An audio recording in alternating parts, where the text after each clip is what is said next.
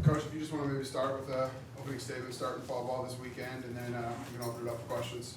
Yeah, it's a good time of year for us as coaches. It's totally about training. We had a good September, our first month of school. Kind of one of the unsung heroes from last year's team was Jim Crumpos, our strength coach. And in September, we really give our team to him. And a lot of guys already to this point in 6 weeks have changed their bodies physically, and they've done a good job with that. Good job getting off to a good start academically, and it was good to start fall practice this weekend on a good note. Right now, we're just trying to identify strengths and weaknesses of each player on the roster and how we go about attacking their individual development, and then find out things about our team along the way, and use each day and week as a building block to get some things accomplished that will turn us over the new year in a positive way. So all good right now. Can you even compare where you are right now as opposed to a year ago? Yeah, I think it's hard not to. It's been a whirlwind, for, over the last, 15, 18 months, whatnot. I think where we're farther along is in a couple ways. Number one is the relationship development with the players is a lot more advanced, and that's because we've had 12 months with them, coaching them as far as the returning players, or recruited them for the first-year players. So I think that's a positive when you talk about things in the first meeting of the year or in the first training session. There's a lot more familiarity with guys, and so you can kind of settle in and focus on the task instead of wondering what's going on, which is been really positive. And I thought we had 3 really productive days. With that being said, the whole thing comes back to improvement, and that's what we're focused on right now. You're always about kind of every day is a new day and getting better every day and so forth, but sort of hard not to acknowledge, what happened last year. What effect does that have on the program or this team or any of those things? Yeah, and we won't not acknowledge it. I think how you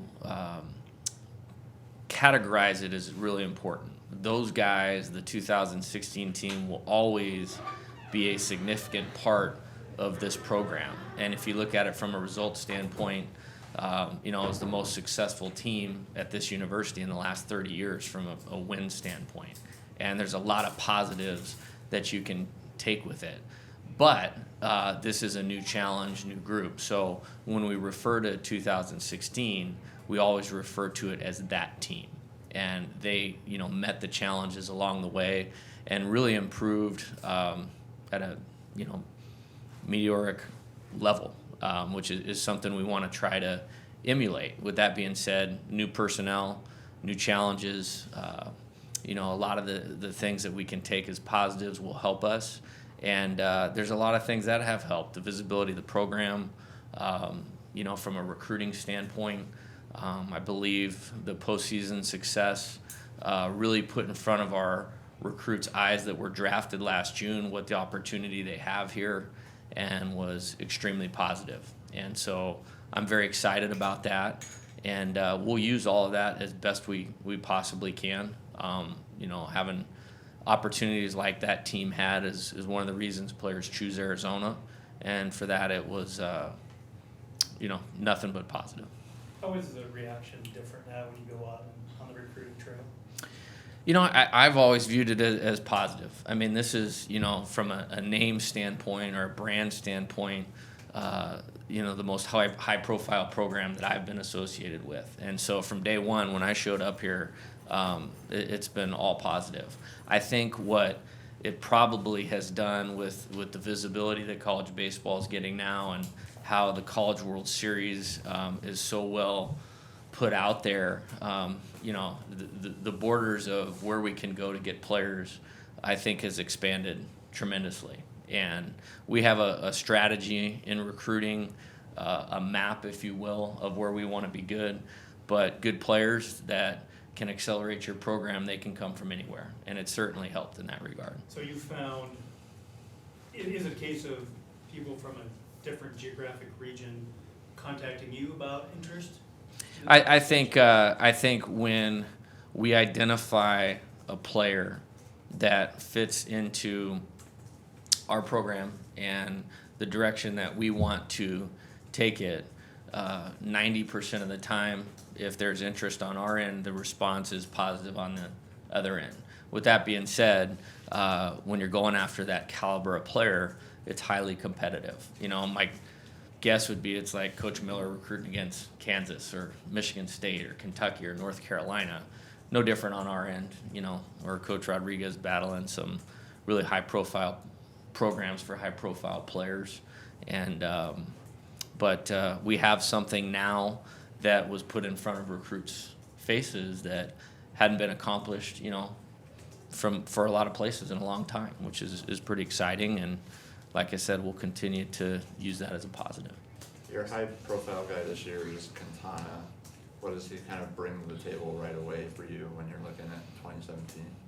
Yeah, Nick is off to a great start here in terms of building, you know, what we want our players to be, which is, like I said, improving on a daily basis. As far as a skill set, very good offensive player, has some power, very solid hitting skills. Defensively, probably even more advanced than I thought. Does a great job getting low to the ground, routine plays, tremendous arm strength. A lot of pro people had interest in him as a catcher because of that arm strength. I think the thing that I've been pleased with, and again, we're only going off of one weekend, so you can't make any assumptions, is the overall maturity of the players that we brought in is very positive. And maybe it's my own gut feeling of just being a little farther along because the relationships with the players are a little bit more advanced this year. But Nick is a good example of that, and I'm real pleased with what I've seen out of him so far. Do you see him more as a shortstop? You know, what we're doing is we're putting the infielders and we're going to move them all around. You know what I mean? And literally all four spots. We're replacing 3 of the 4 guys that played in the infield the majority of the time last year. And so right now, we're a long ways away from figuring out what our best team is, and I don't want to put any type of limitation on anybody as far as what they can do. And really, right now, the focus is on improving, like we talked about. And as we're doing that, I think whether it's roles or strengths, weaknesses of the player, they'll come to light, and then we'll kind of funnel that into who goes where. But, you know, defensively, it's looked really good. Are there a handful of newcomers that you view as being more likely to contribute right away because they are transfers or what have you? I think, and I kind of just mentioned it, the biggest positive to this point is, and again, it hasn't really been tested a lot yet, but the physical maturity, the mental maturity, and again, that's only on the surface at this point, of all of them. I mean, I'd be hesitant to mention any of them because I don't want to leave anybody out. The easy ones to start with are, you know, the 6 players that were drafted. Jason mentioned Nick. Shane Martinez is off to a good start. Cameron Cannon looks terrific defensively. Matt Frazier, I think, is a name that you're going to hear a lot about.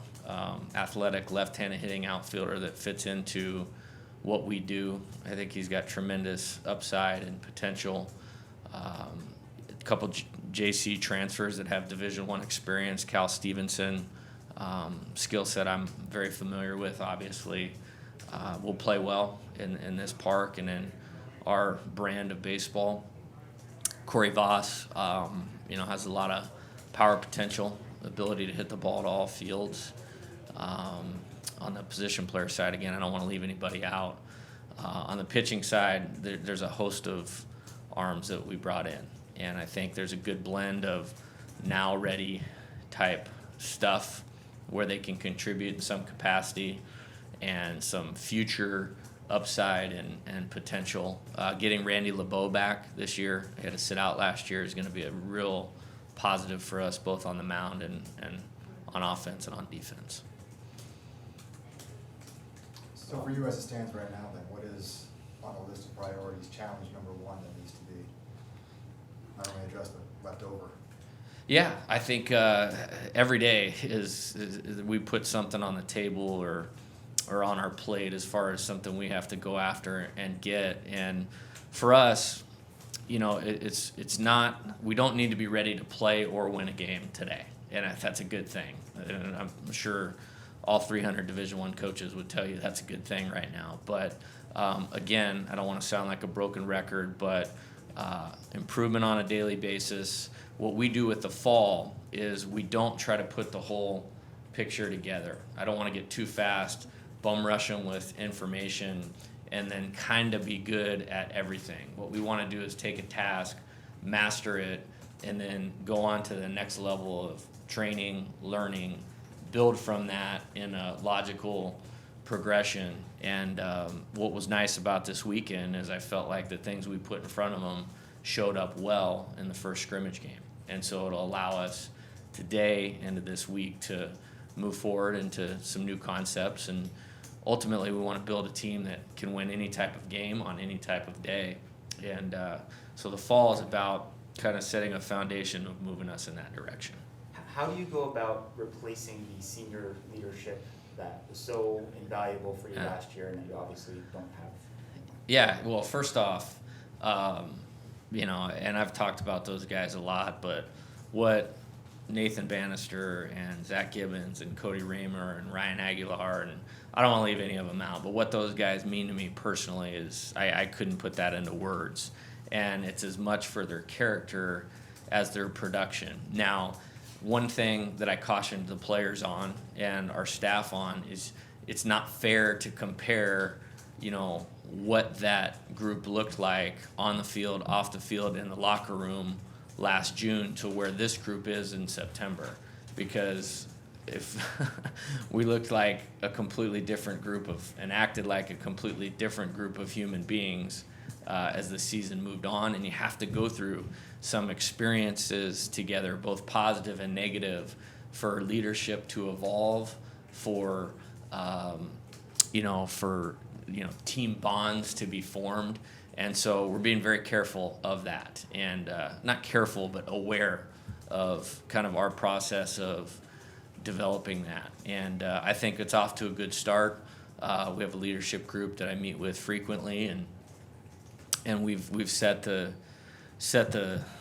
table as far as what could be some challenges in developing that or road bumps, and they're different every year with every team. And as we evolve, we'll keep being aware of those things. Who had the most promising summer league performances? Very positive summer for us, and I have to tip my hat to our players for what they did. I mean, we finished, and we were doing player meetings on July 1st, coming back from the College World Series, which was a new experience for everybody in the program. And they got out and they got done things that they needed to get done. Our summer pitcher of the year was Luke Sirocco. He had a great summer up in Chico, which was outstanding. J.J. Matajevic was a Cape Cod League All-Star again and had a great summer there. Cody Deason was named the #1 prospect in the Alaska League, which was excellent. Michael Flynn had a good summer up there as well. You know, and you talk about guys evolving and improving and moving forward. You know, those are a couple names that, you know, we're excited about, and you know, that will keep hopefully advancing their career. All of our freshmen that I mentioned went out and played in collegiate summer leagues to advance their learning curve, you know, get comfortable being away from home, playing against older players, which is exactly what will be in front of them this year. So I'm very pleased with how the summer of 2016 developed for the guys on our team. Do you know if Sirocco had to change his style or approach as he's coming back from his injury? You know, he was starting to ramp it up last year in April and May, and so we got a chance to see him throw. I didn't have any background on him before or see him before the injury that happened prior to us getting here.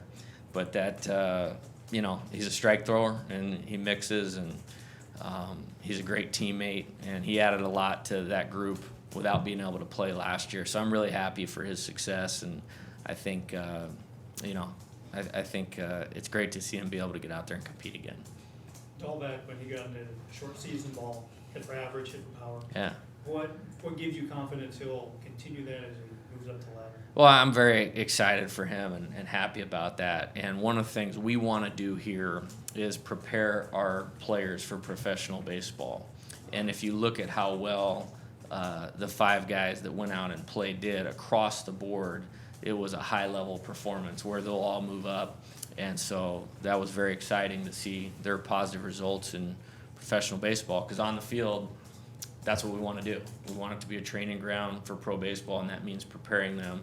So that was a good start to that. As far as Bobby's concerned, I think allowing him to only focus on offense and defense and take the pitching side of it out of it, I think he'll be able to make an exponential jump.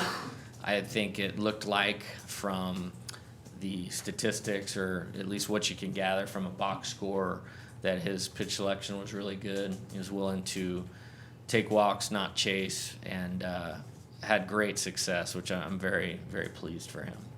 I know you said you're just sort of still figuring things out position-wise, but JJ was someone that you tried at second base initially last year, then first base. What was the plan for him as far as where to play him in the field? Yeah, just like we were talking about with Nick Quintana, is we're moving those guys around a lot.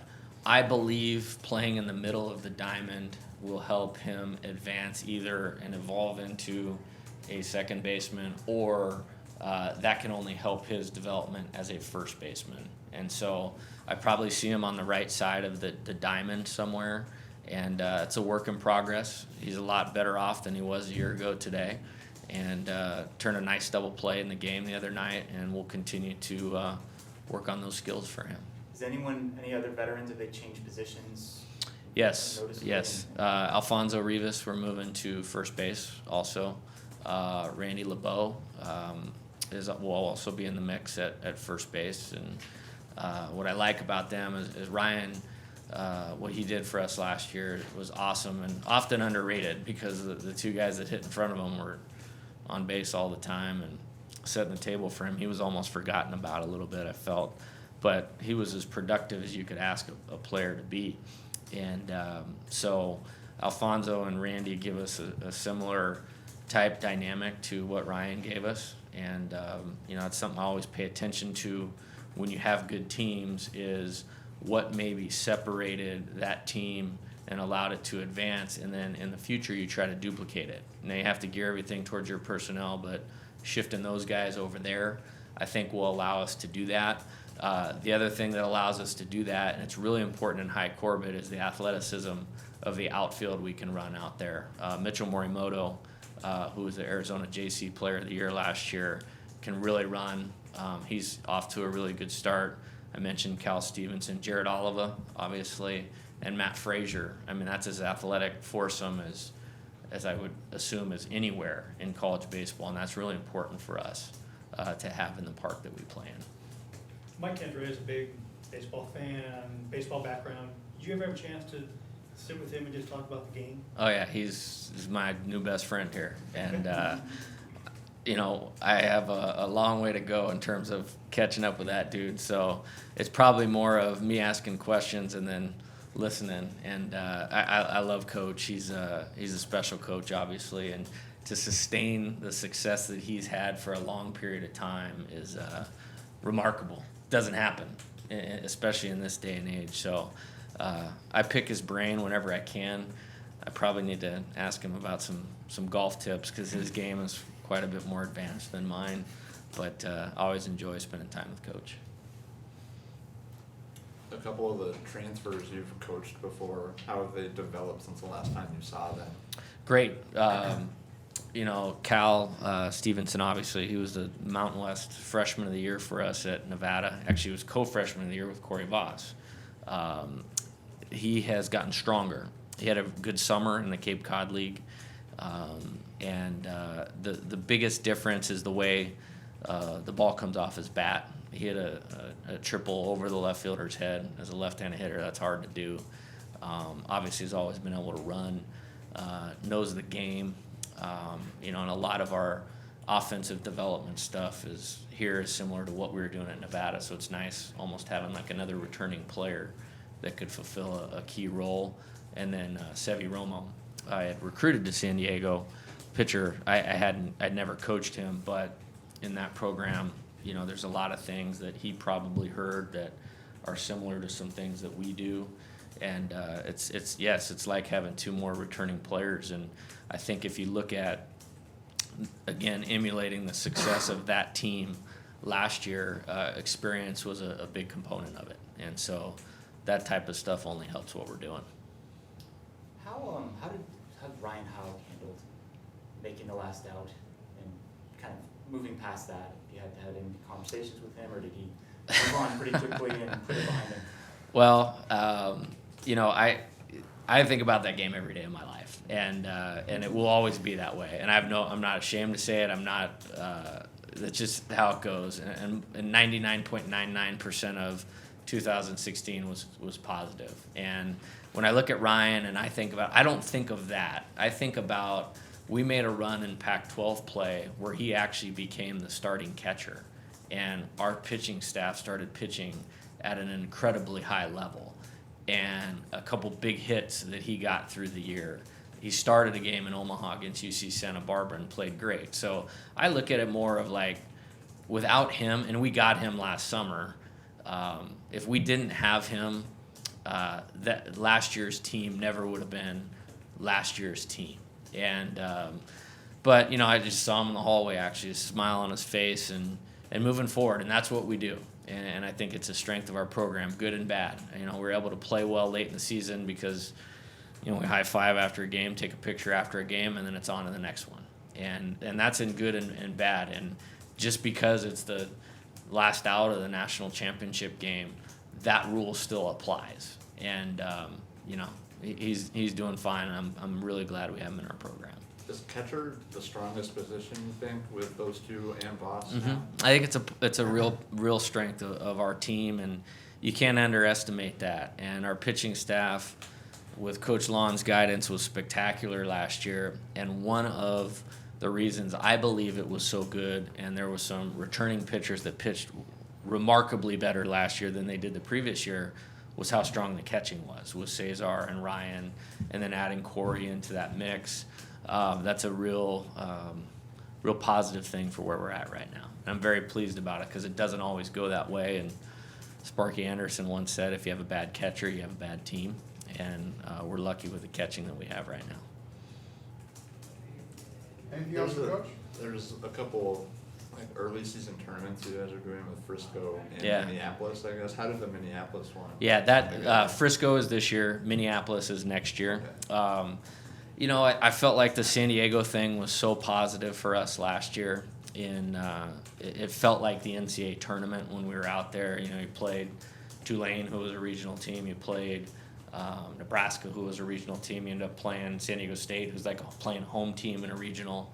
I thought that was really, really great for us. And it's hard to simulate that in the regular season, and we don't have a Pac-12 tournament. So I think grabbing one or two of those a year is really positive. And in Frisco this year, we have Arkansas, Oklahoma State, who we saw 3 times in Omaha, and Nebraska, and then we'll finish that trip on the road on a Tuesday at Texas Tech. So that's going to be a great trip or swing for us that will help in a number of ways.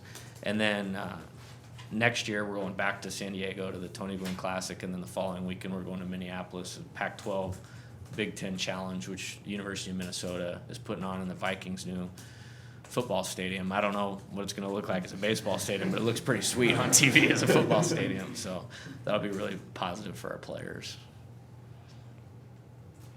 Anything else? All right, thank you. All right, thanks. Thanks, Coach.